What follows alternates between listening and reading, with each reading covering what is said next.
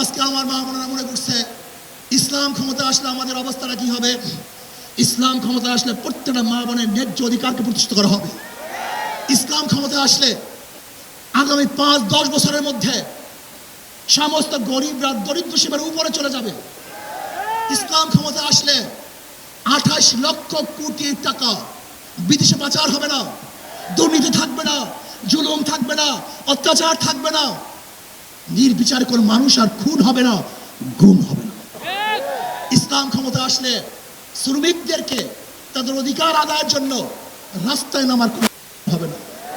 ইসলাম ক্ষমতা আসলে কৃষক, শ্রমিক, মজদুররা তাদের অধিকারকে প্রতিষ্ঠিত করার জন্য ইসলামী সরকার তাদেরকে নিয়ে কমিটি গঠন করে তাদের প্রাপ্তি তাদের কাছে পৌঁছে দেবে। আসুন ইসলামী হুকুমাত কায়েম করার জন্য আমরা চেষ্টা করব।